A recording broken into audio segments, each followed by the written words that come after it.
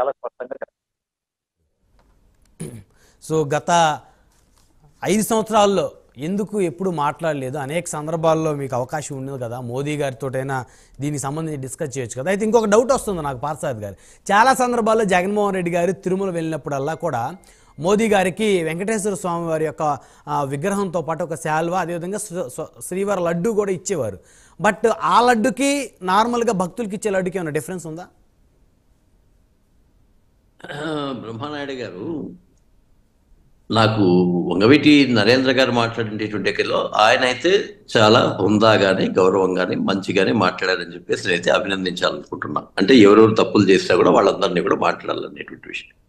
అంటే ఎప్పుడు కూడా ఎలా ఉంటుందంటే అండి, 2004 నుంచి 2014 దాకా మన్మోహన్ సింగ్ అంటే సోనియా గారి దగ్గర పప్పెట్లాగా ఉండేటువంటి ఒక మన్మోహన్ సింగ్ గారి యొక్క హయాంలో అనేక రకాలైన అవినీతులు జరిగాయి. ఎప్పుడు బయటపడ్డాయి అవి?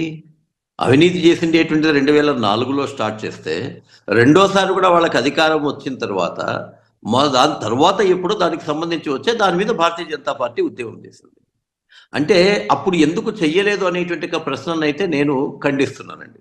ఎప్పుడు వస్తుంది ఇది? ఇప్పుడు కూడా డైరీ రిపోర్ట్ అనేటువంటిది ఇప్పుడు వచ్చింది కాబట్టి ఆ రిపోర్ట్ మీదకి తగినటువంటి చర్చలు జరుగుతున్నాయి. దీంట్లో హుందాగా అందరూ హుందాగా ఉండాల్సిందేటువంటి అనేటువంటి విషయంలో నేనైతే వాస్తవంగా ఏకీభవిస్తాను. ఇప్పుడు చంద్రబాబు నాయుడు గారు ఆ యొక్క స్టేట్మెంట్ ఇచ్చారు. వెంటనే వైఎస్ఆర్సీపీ ఏముంది, సరేనండి ఆఖరిగా ఇప్పుడు ఉంది కదా, గతంలో ఉండేటువంటి దీని మీద మీరు కమిటీలు వేశారు కదా, ఆ కమిటీకి సంబంధించి ప్రక్షాళన చేయండి, లేదా సిబిఐకి సంబంధించి కోరండి, ఇవన్నీ తప్పులేదు. కానీ ఇక్కడ ఏమవుతుందంటే, ఆయన ఒకటి మాట్లాడానని పేర్ని నాని కానీ, వల్లభనేని వంశీ కానీ, కొడాలి నాని కానీ, ఇంకొంతమంది నాయకులు కానీ దురదృష్టవశాత్తు వాళ్ళకి ఆవేశమో లేకపోతే ఆలోచన లేదో, లేకపోతే నాయకుడి మెప్పు పొందాలనుకుంటున్నారో తెలియదు, కానీ వాళ్ళు అవాకులు చివాకులు పేలడం ద్వారా యువతలో ఉండేటువంటి వాళ్ళు కూడా అదే స్థాయికి వెళ్ళడం జరిగింది. ఇది ఇద్దరికీ మంచిది కాదని చెప్పేసి నేనైతే అనుకుంటున్నాను. ఇప్పుడు వారు నరేంద్ర గారు చెప్పేటటువంటి 100% వాస్తవం. ఆయన ఏ విధంగా అయితే తప్పు జరిగిందేటువంటి వాళ్ళని ఖచ్చితంగా అతను మాట్లాడడం అనేటువంటిది నిజంగా అప్రిషియేట్ చేయాల్సిందేటువంటి విషయం. అయితే ఇక్కడ వచ్చేది ఏంటంటే, వైఎస్ఆర్సీపీలో ఇదే హుందాతనము ఆ యొక్క విజయవాడలో ఆ యొక్క సింహాలు వెళ్ళిపోయినప్పుడు కానీ, అలాగే లేదంటే రాముని యొక్క శ్రీరామచంద్రుని యొక్క విగ్రహాన్ని తొలగించేటువంటి విషయంలో దుండగులు చేసినటువంటి ప్రయత్నంలో కానీ, అంతర్వేదికి సంబంధించి చేసిండే ప్రయత్నంలో కానీ, లేదా మిగతా యొక్క హిందూ ధర్మానికి సంబంధించిండే విశ్వాసాలకు భంగం కలిగినప్పుడు వచ్చిండేది చేసి ఉంటే వాళ్ళని ఎవరు అనుకునేటువంటి పని లేదు. వాస్తవంగా ఎవడండి ఇప్పుడు బస్సు టికెట్ల పైన ఆ రోజు ముద్రించినప్పుడు నేను అప్పుడు అన్నా ఇప్పుడే అంటున్నా, బస్సు టికెట్ల పైన ముద్రించిండే జగన్ కాదంటే, జగన్ కాంట్రాక్టర్ కాదు. ముద్రించిండేటువంటి వ్యక్తిని కఠినంగా మీరు శిక్షించారా? కనీసం దానికి ఏమైనా రూల్స్ అండ్ రెగ్యులేషన్స్ మళ్ళా ఫ్రేమ్ చేశారా? లేదే. అదేదో రాజకీయ లబ్ధి కోసం మాట్లాడుకుంటున్నది ఎవడో చేశాడని మాట్లాడుతున్నారు. ఇక్కడనే వైఎస్ఆర్సీపీ మీద మొత్తం అనుమానం వస్తుంది. అది కూడా రావడానికి కారణం ఏంటంటే, హిందూ ధర్మం అనేటువంటి తన ధర్మాన్ని ఆచరిస్తూ ఎవరైనా ఆ ధర్మం పట్ల ఆకర్షితులైతే వాళ్ళంతకు వాళ్ళు స్వచ్ఛందంగా రావాలని కోరుకుంటుంది. ఎక్కడికి కూడా వెళ్ళి క్రైస్తవులు మంచివాళ్ళు కాదు, ముస్లింలు మంచివాళ్ళు కాదు, ఈ మతం మంచిది కాదు అని చెప్పి ప్రచారం చేయదు. అదే క్రైస్తవంలో ఉండేటువంటి వాళ్ళు ఏం చేస్తూ ఉంటారు? ప్రతి ఒక్క చోటుకి వెళ్ళి మీరు మొత్తం అంతా కూడా పూజలు చేస్తారు.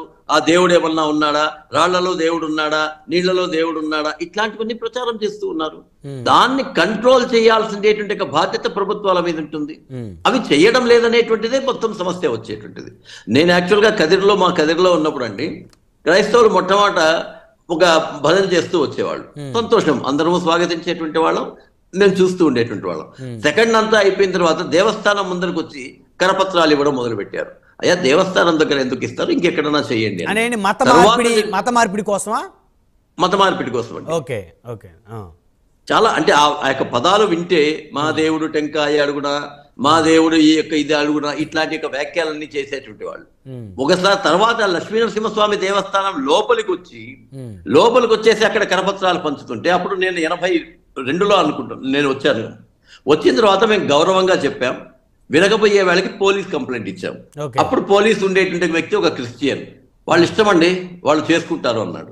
సరే, ఇంక మేమేం చేయాలా? మేమేం చేసాము? దానికి తిరగబడలే. వాళ్ళ మీద మేము దాడి చేయలే. సరే నువ్వు చేసావు కదా అని మేము కూడా అప్పట్లో జట్కాలు ఒక మైకు పెట్టుకొని వాళ్ళు ఎక్కడికి పోతారో అక్కడనే మా ధర్మ ప్రచారం చేసుకుంటూ వెళ్ళాం. కూర్చున్నారు, దాని తర్వాత ఎవడూ చేయలే.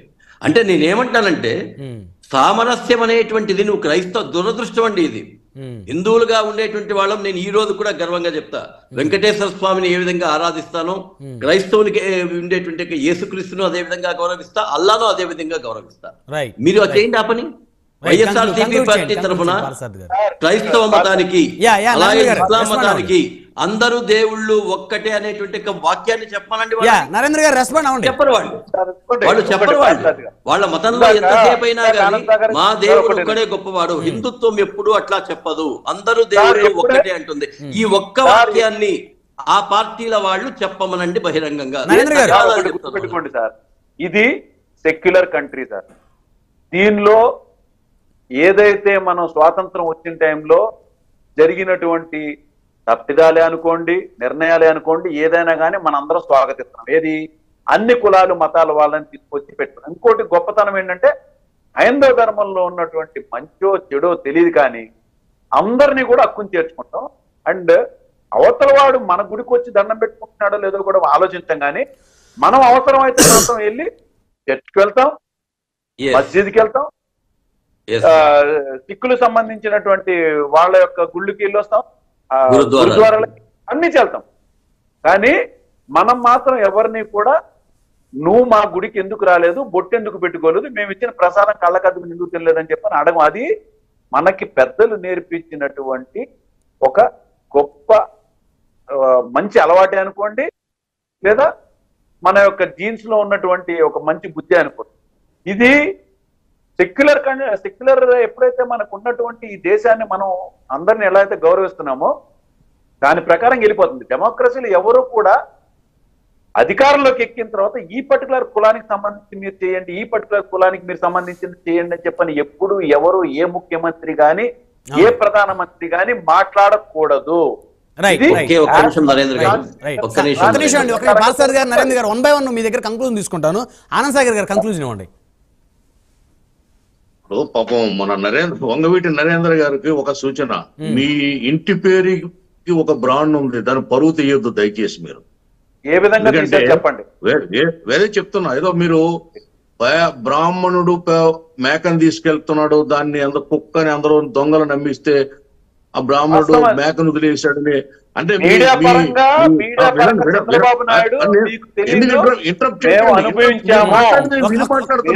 నా టైంలో నా టైంలో మీరు రాకూడదు. దయచేసి మాట్లాడకండి, దయచేసి మాట్లాడండి. ఒక్క నిమిషం నరేంద్ర గారు, వారు అయిపోయిన తర్వాత వారు దాని మీద మీరు రెస్పాండ్ అవుతారు. మీరు మాట్లాడింది నేను ఆశాంతం విన్నాను, చాలా ప్రశాంతంగా. వారి అభిప్రాయం వారు చెప్తున్నారు ఆనంద్ సాగర్ గారు, దాన్ని తప్పట్ట. ఇంతవరకు డిగ్నిఫైడ్ గా జరిగింది డిబేట్. మీరు ఇప్పుడు మధ్యలో వస్తే నేను రేజ్ అవ్వాల్సి ఉంటుంది. అది కరెక్ట్ కాదు. హోందాగా చేసుకుందాం. మీరు ఏదో పాపం ఆయన మోసపోయాడు జగన్మోహన్ రెడ్డి, చంద్రబాబు నాయుడు గారు ఆయన్ని మేకను కుక్క అంటే జనాలు నమ్మేసి చంద్రబాబు నాయుడు గారు వెనకాల పడిపోయారని ప్రపంచాన్ని మీరు చాలా చిన్న చూపుగా మాట్లాడుతున్నారు. మొన్న 3 నెలల ముందు జరిగిన ఎన్నికల్లో ప్రజలు మీ ప్రభుత్వాన్ని చిత్తుగా ఓడించి 11 సీట్లతో వైనాట్ 175 అంటే 11 సీట్లతో పెట్టారంటే మీరు తప్పులు చేయకుండా, మీరు ప్రజల్ని హింసించకుండా, ప్రజల్లో చెడ్డ పేరు తెచ్చుకోకుండా జరిగిందా? మీరు ఇంకొక అవివేకంగా ఏం మాట్లాడుతున్నారంటే మీరు వెళ్ళినప్పుడు ప్రసాదంలో పురుగు ఉందని, అది వెయిట్ తక్కువ ఉందని మాట్లాడుతున్నారు. అవన్నీ మీ దానికి ఇప్పుడు మనం జరిగే చర్చకి, లేదా ఇప్పుడు రాష్ట్రంలో దేశంలో జరుగుతున్న చర్చకి ఏమైనా సంబంధం ఉందా? మానవత తప్పు, ప్రభుత్వం చేసిన వ్యాపారం, ప్రభుత్వం చేసిన కల్తీ. మిమ్మల్ని ఒక ప్రశ్న అడిగారు బ్రహ్మనాయుడు గారు, మీరు సమాధానం చెప్పలేదు. మీరు 15 సార్లు ల్యాబ్కు పంపినప్పుడు అది క్వాలిటీ లేదని చెప్పినప్పుడు ఏఆర్ డైరీని ఎందుకు బ్లాక్ లిస్ట్ లో పెట్టలేదంటే దానికి సమాధానం చెప్పరు మీరు. మేము మాట్లాడినదే ఏఆర్ డైరీ పంపిన నెయ్యిని మీరు 15 సార్లు వెనక్కి పంపినప్పుడు దాన్ని ఎందుకు బ్లాక్ లిస్ట్ లో పెట్టలేదు, దాన్ని ఎందుకు నిషేధించలేదు, దీనికి సమాధానం చెప్పండి. అంతేగాని మీరు కళ్ళబొల్ల కబుర్లు చెప్పి అక్కడ వ్యాపారం చేశారనేది మేము చెప్తున్నాం. అక్కడ వ్యాపారం చేశారు, కల్తీ సామాన్లు కొన్నారు, అనేక అభివృద్ధి కార్యక్రమాలకు పాల్పడ్డారు. రూముల్లో బాత్రూమ్ రూములు రెంట్ పెంచారు మీరు. ఆ పూజలకి రేట్లు పెంచారు మీరు. పూజలకి రేట్లు పెంచి, టికెట్ల రేట్లు పెంచి, మీరు బెడ్షీట్లు బాగోలేకుండా, రూములు బాగోలేకుండా సర్వనాశనం చేసి అక్కడ వాతావరణాన్ని అక్కడ కొల్లగొట్టి కొండలు దోచుకుని మీరు ఇప్పుడు నీతి కౌరులు చెప్తారా? మేము మాట్లాడేది మీ ప్రభుత్వ అవినీతి గురించి.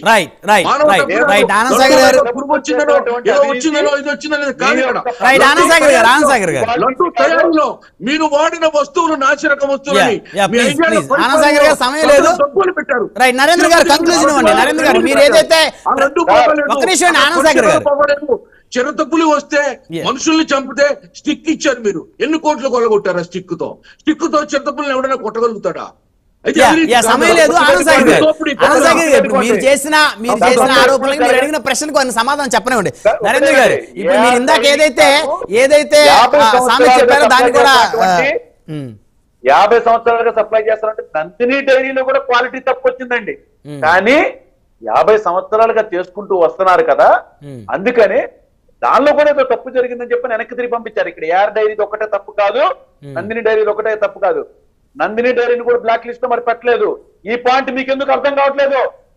మీ అన్నికి తెలిసింది ఏంటంటే ఏదైతే పొరపాట్లు జరుగుతాయో ఒకప్పుడు కంటిన్యూగా వాళ్ళ యొక్క క్యారెక్టరిస్టిక్ తీసుకుంటారండి. వాళ్ళ యొక్క ఇన్నాళ్ళు జరిగినటువంటి వాళ్ళు సప్లై చేసినటువంటి పద్ధతిని అవలంబించి ఎక్కడో తప్పు జరిగిందంటే తిరిగి పంపిస్తే వాళ్ళు దాన్ని చెక్ చేసుకుని పంపిస్తారని అంటారు.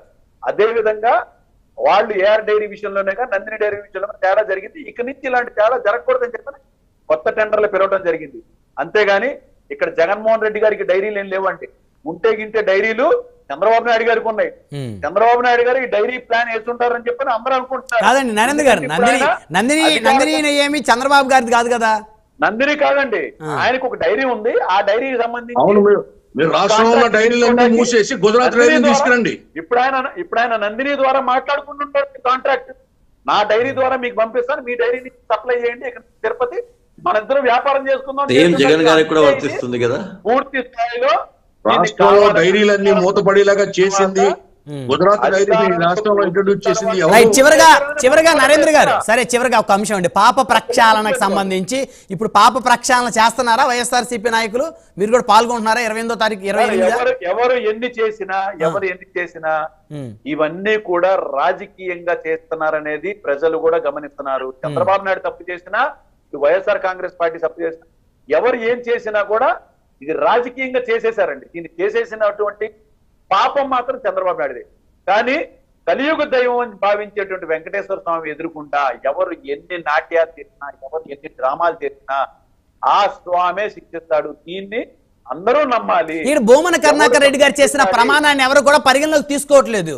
దానికి ఏం చెప్తారు? ఇప్పుడు వాళ్ళు ఇందాక అడుగుతున్నారండి ఆనంద్ సాగర్ గారు, ఏమని వాళ్ళు ఎవరైనా స్పందించారా? సిబిఐకే ఇమ్మని చెప్తున్నాం. సిబిఐకే ఇవ్వండి. మీరు సిట్ చేశారు. సిట్ అంటే ఏంటిదండి? స్టేట్ కంట్రోల్ లో ఉండేటువంటిది. ఇది మీరు ఎన్నిసార్లు వేశారు సిట్టు? ఎవరు అసలు మీకు సంబంధించినటువంటి తప్పుల్ని ఏ రోజు కూడా ఇంకా బయటకు తీయలేదు. 5 సంవత్సరాలు కంటిన్యూస్ గా అమలు చేసింది మీరు కదా. స్పెషల్ ఇంటెలిజెన్స్ టీమ్ అనేది కేవలం ఇక్కడ స్టేట్ లో ఉండేది. అది చంద్రబాబు నాయుడు గారి కంచైగల్లోనే నడుస్తుంది. ఇది స్టేట్ ఇష్యూ కాదు, నేషనల్ ఇష్యూ కాదు, ప్రపంచ ఇష్యూ. తప్పనిసరిగా సిబిఐకి ఇవ్వండి అని చెప్పని జగన్మోహన్ రెడ్డి గారు చాలా స్పష్టంగా చెప్పారు. ఎవరైతే నాయకులు మా తరఫున మాట్లాడుతున్నారో వాళ్ళు కూడా రెడీగా ఉన్నారు. ఎవరైతే ఇంతకు ముందు టీటీడీ చైర్మన్లు చేశారో వాళ్ళు కూడా ఏమంటున్నారంటే మేము కుటుంబ సమేతంగా వస్తాము అన్నదానికి ఎక్కడంటే చంద్రబాబు నాయుడు స్పందలేదు. వచ్చి మేము అక్కడ తడిబట్టలతో కూర్చొని ఇదే వెంకటేశ్వర స్వామి మీద అందరికీ నమ్మకం ఉంది కాబట్టి అక్కడ ప్రమాణం చేస్తాము. కరెక్ట్ నరేంద్ర గారు, వారు చేసే ప్రమాణాన్ని వీరు నమ్మట్లేదు కదా, ఎట్లా మరి? సార్ ఒకటండి, వాళ్ళు మేము తప్పు చేసాం తప్పు చేయలేదనే దాన్ని వాళ్ళు ఎట్లాగా నిర్ణయం తీసేసుకుని మాట్లాడుకుంటున్నారో ఇప్పుడు ప్రమాణం చేసిన దాన్ని కూడా వాళ్ళు నమ్మట్లేదు. ఎందుకంటే వాళ్ళు ఒక ఫిక్స్డ్ ఫ్రేమ్ పెట్టేసుకున్నారు. ఏ విధంగా అయినా కానీ ఇది ఒక హిందూ యాంటీ పార్టీ అని క్లియర్ గా పబ్లిక్ లోకి తీసుకెళ్లాలి. అందుకనే ఇక్కడెక్కడ పచ్చ మీడియాను వాడలేదండి. వాళ్ళు చాలా తెలివిగా నేషనల్ లెవెల్లో రిపబ్లిక్ టీవీ అది పూర్తిగా భారతీయ జనతా పార్టీకి సంబంధించినటువంటి వన్ సైడ్ మాట్లాడేటువంటి రిపబ్లిక్ టీవీ అండి. మీరు గమనించుకుంటే ఆ భారతీయ జనతా పార్టీకి సంబంధించినటువంటి ఆ రిపబ్లిక్ టీవీ ద్వారానే ఈ రిపోర్ట్ గాని ఈ యొక్క విషయాన్ని గాని బయట పెడతాం జరిగింది. అది చంద్రబాబు నాయుడు ఆడేటువంటి రాజకీయ నీచమైన ఆలోచనలు చేసేటువంటి చంద్రబాబు నాయుడు యొక్క పద్ధతి అని చాలా స్పష్టంగా ప్రజలకు రైట్ పార్సాద్ గారు వన్ వర్డ్ నరేంద్ర గారు ఈ విషయాలతో